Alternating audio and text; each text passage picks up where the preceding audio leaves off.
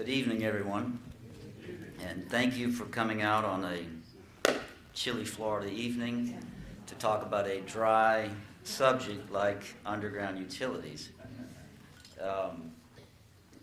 When I look out in the audience, I see a lot of friendly faces that have either come up to me at public meetings or have reached out to me by telephone and asked, how can we bury the utility lines in our neighborhood? Or they may have heard that it was being contemplated in their neighborhood and they wanted more information about it.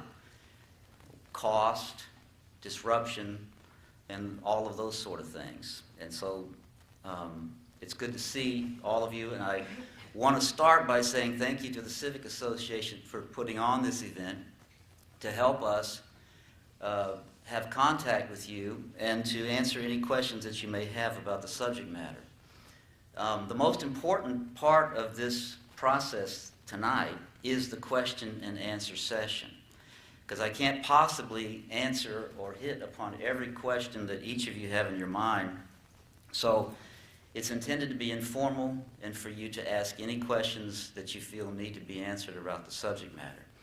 With me tonight is our team. It's not me and me only that makes undergrounding happen in Palm Beach. It's a group of staff members and consultants that help us make it happen. In the room tonight is Paul Brazil, the Director of Public Works. He oversees the Public Works Department and the construction process. He has here as well the new town engineer, Bill Francis, who's in charge of the construction process. Chuck Langley is the senior projects engineer, and he's worked directly on all of the projects, I believe, to date. And our consultants are Danny Brannon from Brannon and Gillespie, and Maziar Keshevars, who's president of Keshevars and Associates, and one of his engineers, Alan Green, who work with me to make all of this happen. What I thought I would do tonight, or this evening, is to give you an overview of how we got to where we are today, so you'll know the history of underground utilities in Palm Beach, and then I'm going to try to explain to you where we'd like to go with it at this point. The first time that underground utilities was taken seriously in Palm Beach was the year 2003. The mayor and town council at that time said they wanted staff to analyze the feasibility of converting the entire town to underground utilities. So we went out and hired a consulting engineer that was in that business, and we did a study, and it came back with a staff report and that study, and it said that the undergrounding would be, if I remember correctly, about $75 million to do the entire town. And so slowly but surely, as we discussed the subject, it went from the front burner of our responsibilities to the back burner because the cost was very surprising to the elected officials. But then, in 2004, what happened in September? Hurricanes. And there were people probably in this room who lost power for up to 3 weeks, no power. And I see hands being raised right now, which is miserable in Florida and maybe anywhere else. But suddenly it went from the back burner to the front burner, and we got serious about it. And the town council instructed staff, and me in particular, to go out and reach out to other municipalities in Florida to see if they wanted to form a consortium to work with FPL and the other utilities throughout the state, and go to the Florida Public Service Commission to get the rules changed to facilitate underground utility conversions. We ended up having about 60 cities in total work with us in what was called the Municipal Underground Utilities Consortium, and we were successful to a large degree. FP&L changed their tariffs. The Public Service Commission urged them to do so, and among the different things that were done are a 25% discount for underground utility projects if you meet certain criteria. For example, we recently completed the Everglades Island conversion to underground, they received the 25% discount because they are an island. But usually you have to have at least 3 miles of underground utilities to get the 25% discount. So we did that, and we proceeded towards updating the cost estimates, and then the price actually ballooned to over $100 million. When we got into the weeds and the details, it was over $100 million. And one of the problems was that we proceeded to pay for it through a general obligation bond. A general obligation bond, to cut to the chase, means that the taxpayer, if it's approved in a referendum of the taxpayers and the voters, you pay based upon the value of your property in a general obligation bond. Now, the downside to that we discovered through the meetings and so forth with the citizens was, I'll never forget, there was a surgeon, I can't remember his name, but he lived on the ocean front, and he was complaining that it was unfair to him to have to pay based upon the value of his property.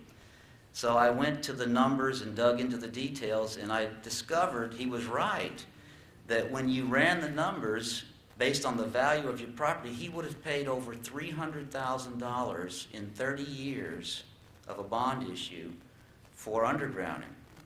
So for that, and the fact that the town council realized at that time they had the need to do other bond issues to deal with infrastructure problems, it was decided we would not do the whole town at one time. We would do it on a neighborhood approach. And we would not do it based upon the value of your property. We would do it by special assessment. And when we do it by special assessment, if you have a home of 10,000 square feet, let's say that's on the water, and it's a home of 10,000 square feet that's in the middle of the island, the cost to provide them with underground service is no different. So they all pay the same based upon the methodology that we use for establishing the assessment for the different properties through town. Just to digress for a moment, the assessment is based on 3 benefits that occur by virtue of underground utilities. The 3 primary benefits are safety, reliability, and aesthetics. Most people are just interested in the aesthetics, to be honest about it. But safety and reliability is part of it too. And when you study the methodology, the larger your land parcel is, the more you typically pay.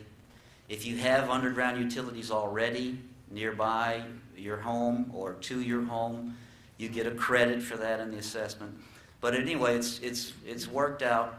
Just to give you an example, on Everglades Island, the average assessment cost was about $12,475 per parcel, average. And we do this through internal financing. The internal financing is done where we charge you our opportunity cost for having loaned the money to the project, and so the interest that we lose is the interest that we charge you. And just as an example, Everglades Island, their interest rate for year number 1 was 1.5%, which is pretty good. So what we have is a neighborhood program based upon assessments, and we utilize a petition. So we depend heavily today on what we call a champion for undergrounding. Like I said earlier, people call me, they'll come to the office, they'll come to me at a meeting, and they say, I want my neighborhood undergrounded. We provide them with a petition, and they're the champion, and they and their other neighbors, they go around and they seek the petition signatures, and when they get 67%, we can do the work. And so we've done Via Fontana, and we just recently completed Everglades Island. The neighborhood program, though, has some problems to it, pros and cons that I'll get into. And we would like to segue to a different process based upon some of the interest that we've received of late by virtue of projects on Nightingale and La Puerta and on East Inlet Drive. But let me just tell you a little bit about the work, because I know I will get questions about the construction process. The first thing that we do, obviously, is hire a consulting engineer who does the design. And you might say to yourself, well, why do you have to do a design? You have the utility companies. Well, there's two options, basically, in the construction process. One, you can have the utilities do all of the work. By all of the work, we mean do the conduit through the street system up to your house and do the lines that connect to your house. Or you can do it another way. The town or a third party will do the conduit that will be throughout to do the distribution of the system, and then the utilities will do certain parts of the work, such as run the lines or connect it to each individual home. Every time we've done it, it's cheaper if the town does the conduit itself and the utilities do their part. For example, a lot of the jobs that FPL does are only authorized to be done by union employees, so they don't let third parties do that. They only let the unions do it, which ups the cost, by the way. So let me say that the problem with the neighborhood approach, if you step back for a moment and think about it from the town's perspective, particularly from the perspective of the Public Works Department, is that it can interfere with the planned, organized process of updating infrastructure throughout the community. So you can imagine an operation like Public Works. They have a 5-year capital improvement program. Everything is planned out, where they're going to do what. There are ups and downs to that based on things that happen from time to time. But all of a sudden, we're going to do a neighborhood and convert it to underground. And the proper and prudent thing to do at that time is to do all of the other infrastructure work that you want at that same time. Well, that means they have to divert resources and time to something that wasn't in the 5-year capital program. So it's problematic from a workflow, work process point of view if neighborhoods just come here, there, wherever, when you're trying to do the infrastructure for an entire town. What happened of late was we had 2 neighborhood projects on the north end of town. East Inlet Drive at the very northern end, and Nightingale and La Puerta Way wanted to convert. They did the petition, the whole 9 yards. And we've done the engineering contracts for everybody to get started on their part of the work. And suddenly, I guess through word of mouth or what, I'm not sure, I just started receiving lots of phone calls and questions about what do we have to do to get our neighborhood, our block, our street done. And so I went to the director of Public Works in a meeting one day and say, hey, I'm being bombarded.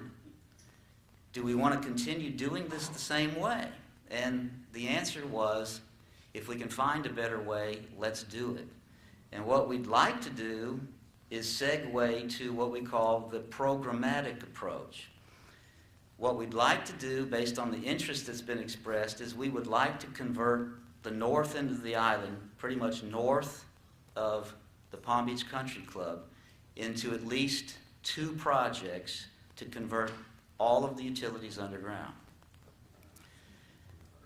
To meet to receive the 25% discount from FPL to facilitate storm response and so forth, we would do from the inlet to Ocean Terrace, and that would be sufficient to receive the 25% discount. And then we would do from Ocean Terrace to List Road, I think it is, and that also would be eligible for the 25% discount. Meanwhile, I've received calls from people even further south saying they want to do their neighborhood too. So we can do it, and we'd be happy to, but this is the preferred way we'd like to do it. Now, I mentioned earlier we use a petition, and the petition works out fine and dandy for 1 block or 2 streets, but when you're doing, 3 miles of utility lines, a paper petition is a very cumbersome and inefficient way to go about gauging the interest of the people.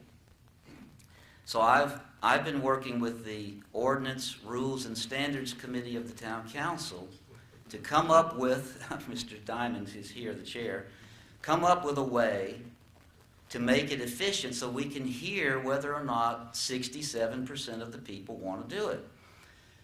So I haven't gone back to them with my proposal yet, but I believe it has to be done by mail. There needs to be 1 vote per property, not voter registration, but 1 vote per property. We have to figure out a way where people that are for or against can't tilt the game, so to speak, that there's no counterfeiting of ballots or anything like that, because it has happened in other communities, I can tell you. And then if we are able, if it doesn't pass, we would still be able to say and look at a map and say, well, you know what? This part of the island does want to do it. So let's just focus on that and do that instead. But the way it is right now, we need a whole new petition process in order to do large sections of land throughout the community. One of the upsides to doing large portions of the community is we cannot use the internal financing plan because the cost of those projects exceeds the town's ability to fund them internally. Each project that I mentioned earlier for the North End would be about $5 million apiece. Just while I think of it, we estimate that undergrounding is going to run between $12,000 and $18,000 per parcel.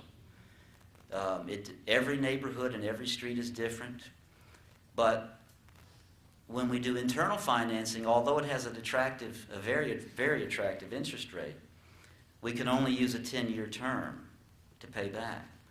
But if we go to the bigger dollar numbers, we can go up to 30-year financing. I ran the numbers using the worst-case scenario of about $18,000, and over 30 years, it's about $600 per year per parcel at the $18,000 number. Now, in 30 years, the average American, and I'm not suggesting you're average, but the average American, every 7 years, they'll move to another house. So in 30 years, you could have 4 generations of ownership, and you won't end up paying. Because in the assessment program, when you sell the home, the unpaid portion rolls over to the annual tax bill of that new owner, and it's paid off over time, over 30 years. Just to show you, in working with the town's financial advisors, if we did bond financing for 30 years, the interest rate is 5.5% currently, which is pretty good considering it's not full faith and credit of the town of Palm Beach. It's only based upon a pledge to assess. So that's a very good interest rate. If you did 15, it's 3.9, 20 is 4.5, and so forth. But the point being is that we can access different financing if we go with the programmatic program. Make sure I've touched on everything. I think I've hit everything that I wanted to. I don't want to bore you to death with the details of construction. Some of you may ask that in the Q&A, but I think what I'll do now is stop and let you ask any questions, because I'm sure there's oodles of questions, and some of you have probably gone through it before, but just let me say this one last thing. The demand for electricity, in my opinion, is not really going to go down. It's only going to go up. And if you can think and imagine devices and systems and programs that you can have in your home in the future, such as medical devices that are in contact with the hospital or your doctor, and they're based on electricity and power, the demand for power in this country, at least, well, let's say in this community, is only going to go up. And I think, based on all the work that I've done these last 11 or so years, is we're actually operating on an antiquated system, an antiquated distribution system in this town that's highly unreliable by virtue of the environment that we're in, with the growth and the undergrowth and the landscaping. We heard from FPL this Tuesday at the town council meeting, and just with a little rainstorm, the palm fronds blow into the lines, and you get these flutters, and people are just aggravated by it. And with the fact that you're a barrier island, you really ought to be long-term thinking about being underground utilities. It's the best, most secure way to provide it. Now, long-term, in order to get maximum reliability, we've got to, if we are ever successful in doing the entire island, we need to move to the mainland, and from the substation to the lake, we need to harden every one of those overground facilities, and you'll have the maximum reliability that you will ever get anywhere in Florida if you do that, plus underground the entire town. And we can do it if you want to, and you sign these petitions and so forth, but you have to tell us, and then we will go and do it. So with that, let me answer any questions that anybody may have. The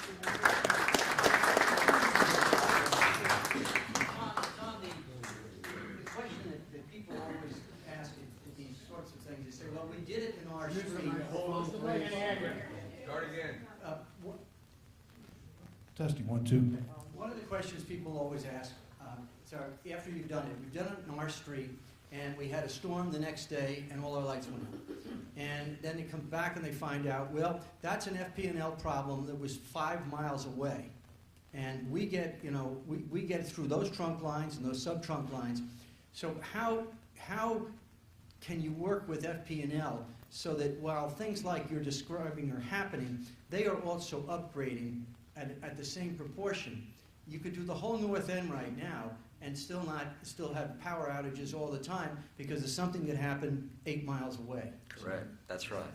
There's two things that we can do today with FP&L, and that is, number one, they have a fairly aggressive hardening program. Okay, what does that mean? They do, well, engineers can explain it better than I can, but basically they make them more storm secure than they would be otherwise. They need to do that. They're doing that in places like from substations to government facilities, substation to hospitals, substations to this, that, and the other. We need to make sure that they ultimately harden from the substation to Lake Worth, where we have subaqueous crossings coming over to the island, providing the power through the distribution system. They have, by law, a vegetation management program that they utilize. Seems like they seem to be fearful in Palm Beach of using the power that they really have for vegetation management. And this latest go-around of power outages that we've had, we've told them that we are here to help them, that we have rules, ordinances on our books that say if you have got a hedge or a tree or whatnot that's interfering with the overhead distribution system, that's a code violation, and you're going to be required, and we've already had some people go before the code enforcement board, you're going to be required to trim that and make sure that it does not interfere.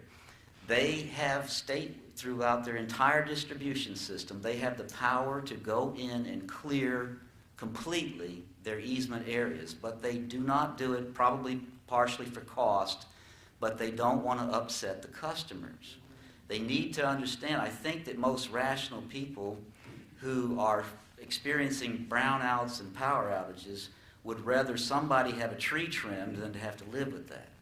And so if we just continue to give them that message, I think that ultimately they will do that and keep that system maintained in that fashion.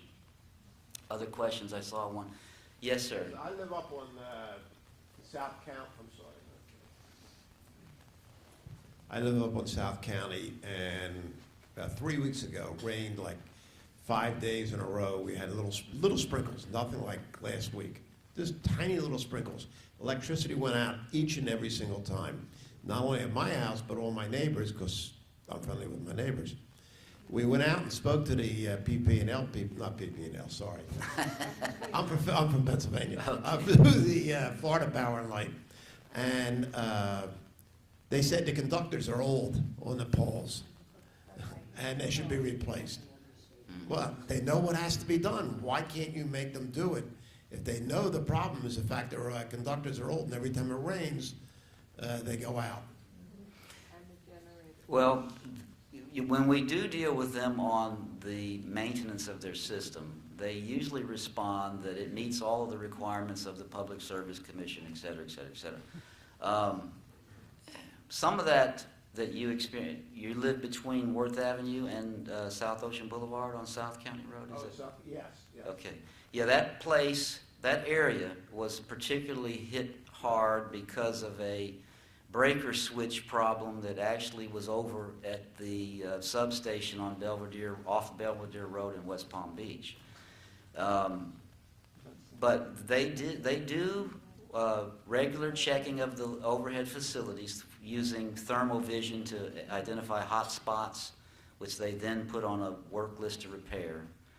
And they do field inspections when we have these problems. So there was one weekend where there was over 100 outages from that one breaker switch over the 2-day weekend. So it's not easy for us to say, hey, utility company, this is not sufficient or it's not proper maintenance. That's not our bailiwick, but we do and can file complaints, and we do monitor them and request them to tell us their reliability reports if we need them. Any other questions? Did they fix that breaker on Belvedere? Yes, they did. The lady with the green sweater.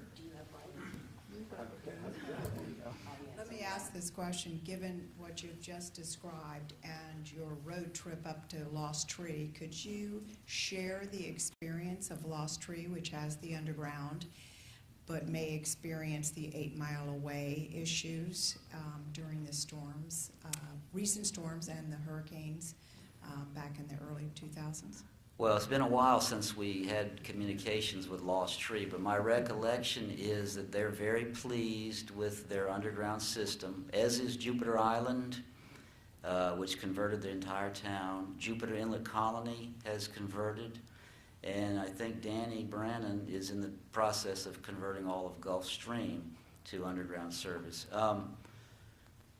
I don't remember them complaining about any outages, but that doesn't mean to say that they are immune. They could get outages even though they have a lovely community that has underground utilities.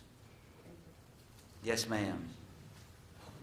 If there is an outage and you have underground, does that mean that they have to dig up all of the line, or are there computers, are there chips or whatever that are installed that they know where the outage is?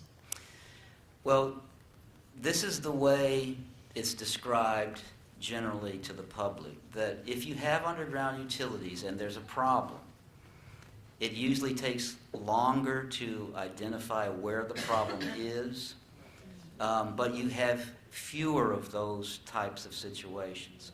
They have equipment, don't they, Danny, that they can go and point where they know where the underground was. They can determine it with some types of equipment that they have where the problem is, so they don't always have to dig up every line or the entire line or portions. Did you want to add anything, Danny? Yeah. Generally speaking, when you have the underground system and you have a loop-type system, and they're able to switch cables around and get service restored, an overhead system is typically a radial system. They do not have to replace the cables. They can merely switch them out and come back another day and pull a new cable in. And concerned about the 8-mile-away problem, when we did Jupiter Island, we became very aware of these 8-mile-away feeder problems. The southern feeder to Jupiter Island was very reliable. The northern feeder had problems. We worked with FPL and FPL was very cooperative and willing to work with us, and we ended up putting some automatic switches on the mainland where the power goes underground to feed the north end of the island.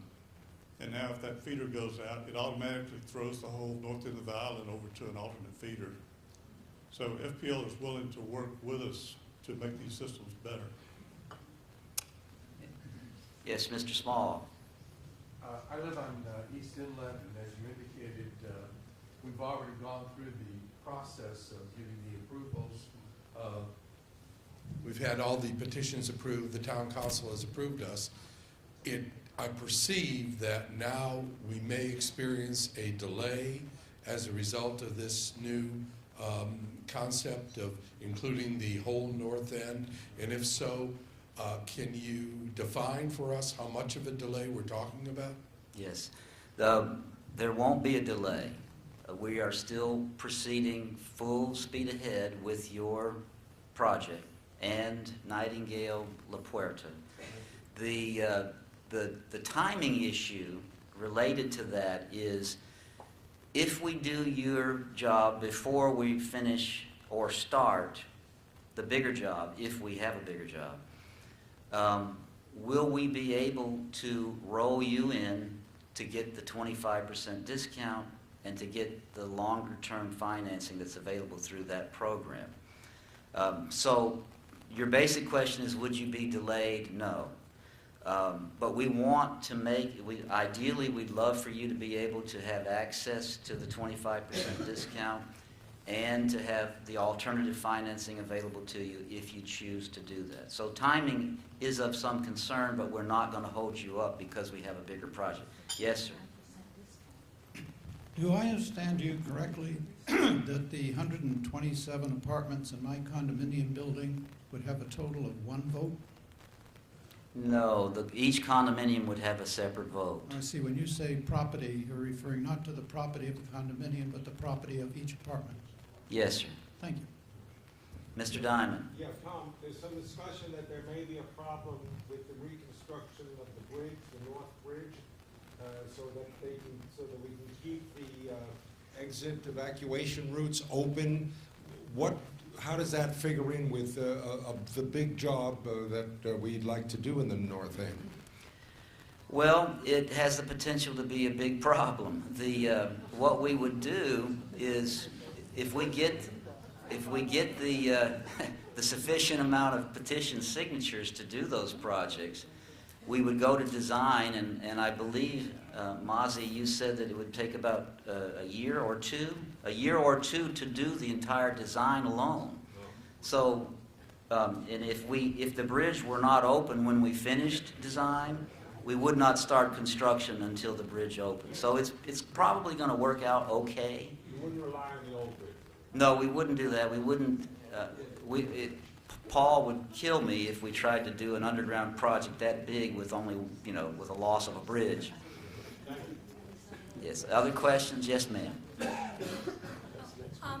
We live on Ibis Isle, so it's kind of similar to Talk up, please. Sorry. We live on Ibis Isle, so it's similar to Everglades. I was just curious how long the project took on Everglades. Everglades took 18 months, maybe, total, about 18.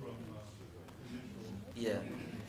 Now, let me explain that so that you don't are overly fearful. The biggest problem that we have when we do undergrounding is not the work that we do, it's the coordination of the 3 utilities involved. The 3 are FPL, AT&T, and Comcast. We can tell them we need you to be here on February 1st, but if they've got an outage, they're not coming. And they have multiple obligations and responsibilities, but that's our biggest problem.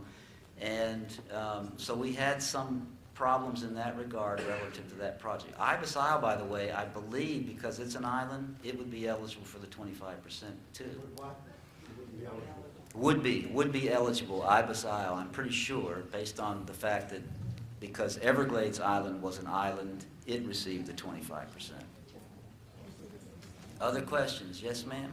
Is there any future possibility of the cable and phone lines being buried as well?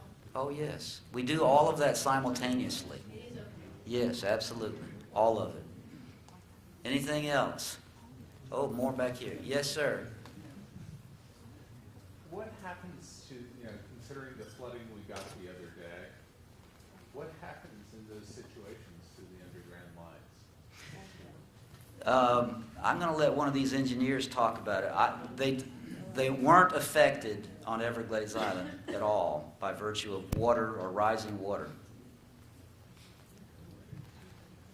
This equipment, transformers are stainless steel now that we're buying for the barrier islands, or FPL's buying for the barrier islands. The switches that we're using for the feeders sit on the ground are submersible. They actually are sealed up, gas operated. So we've had almost no problems with flooding. We've had transformers that were 3/4 underwater and still providing service to the houses. The issues with things going out of service with the kind of equipment we're putting in today is extremely remote. You'll leave us your cell numbers so we can call. Oh, any other questions? Yes, sir.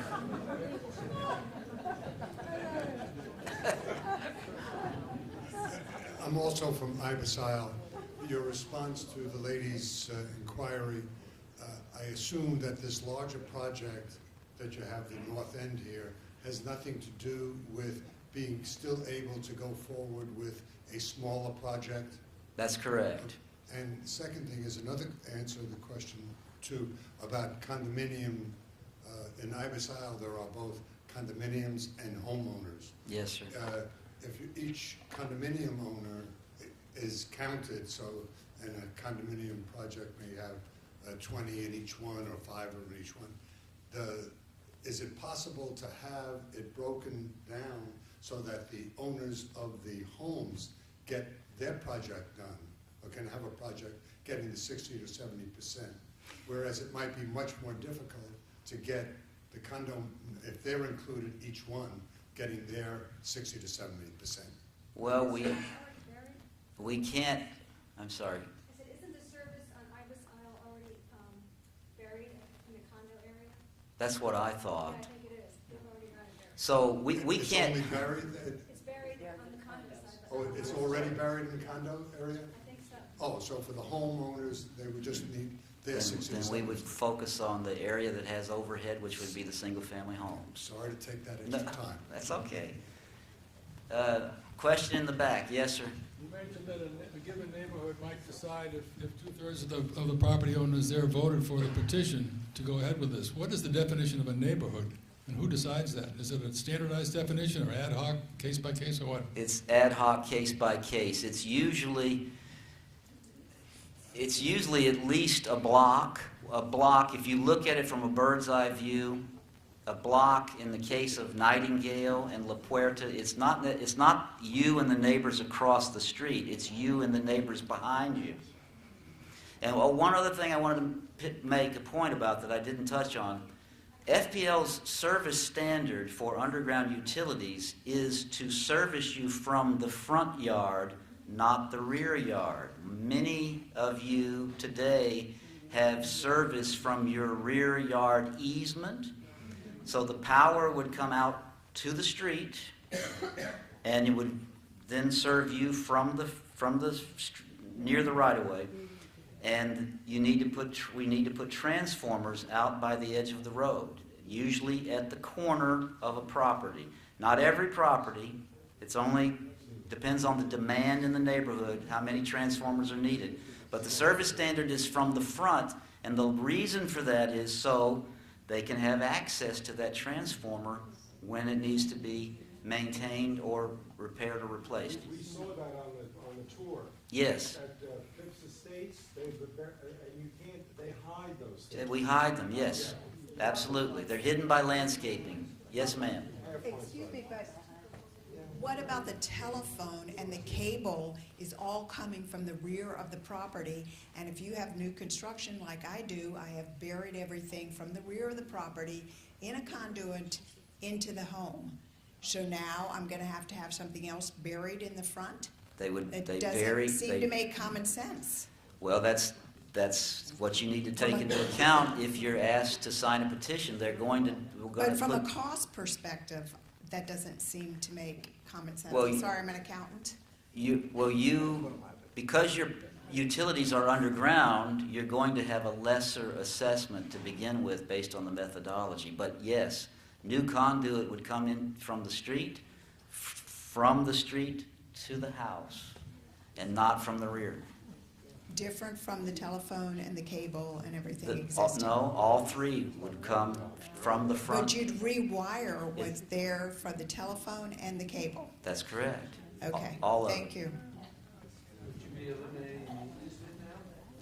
The easement can be eliminated if all of the facilities are removed from that easement. So that typically 5-foot easement back there, 2 lots abutting, 2.5 here, 2.5 there, you can abandon it and you can move your property. It's your property, but you can now actually utilize it as opposed to having that easement back there. And there's a jungle that usually grows in that area. Yes, sir.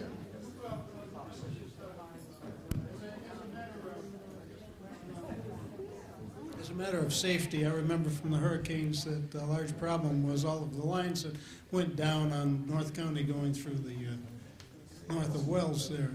And I'm wondering why this undergrounding doesn't start off with undergrounding the length of County Road, as opposed to the neighborhoods. Are you talking about North County Road? Yeah, Yes. North County Road, because that's where where there's a lot of wires and, Yes. and potential problems. Well- I've seen a truck or a car that ran into one of them and knocked it over. Yes, there's actually a project right now to convert all of those to underground based on most of the property owners on the east side of North County are desirous of burying them, but we think it's prudent that we also check that area and its residents to the west, the side streets we call them, to see if they too want to participate, because it makes more sense to do the entire area than just those on one side of that street. So, but that's in the works right now as a potential project. Question? Oh, yes, ma'am. Thank you for bringing all this to our attention. But I live on High Mount Road, and when Gottfried built his house about 20 years ago, he buried the lines on the west side of the street. I'm on the east side of the street. Does that mean you can take the wires from the west side of the street and just put them over on my property, or do I have to bring them from the back of the house to the front? We did exactly what you're talking about in about, 17 places on Everglades Island. The line was on one side. We did a horizontal directional drilling, put in conduit, and ran it to the south side of the street. So you would still end up being serviced from the front yard, but we would not be necessarily running the line in a linear fashion along your frontage, but rather we may come from across the street. Wonderful. Thank you. Mm-hmm. Question in the very back? What about the streets that have the alleys? Because our electric comes from the alleys. Yes. Well, you can. Danny tells me you can be in an alley. That's what's called like I think a double. What is it called? Double frontage lot. If the alley is sufficient to allow for vehicular access, then it can be construed as a double frontage lot, and then you may be able to receive your power from the rear because FPL could continue to service that transformer from the rear. We'd have to look at it on a case-by-case basis with FPL's input, but we're working on one of those right now on Island Road. Well, actually, the residents live on El Bravo Way, and they want utilities, and we're going to try to service them from the rear off of Island Road. So I think it can be done. Yes. Okay, a couple more questions, and then we're going to have to close it. Yes, sir. I just want to say that I live on Everglades Island. There was a lot of aggravation all summer long having that work done. Boy, the end result was great. So it's worth going through it. Oh, thank you. Apologize for all that aggravation. Last question. That is it, ladies. Oh, yes, sir. Do you have to give an easement in the front of the property? Sometimes it depends.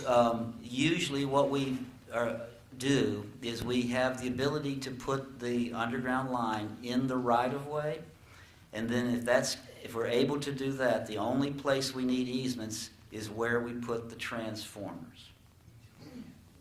That's it. Well, Tom, on behalf yes. of the Civic Association, we'd like to thank you so much. Yes, sir. Thank you, everybody.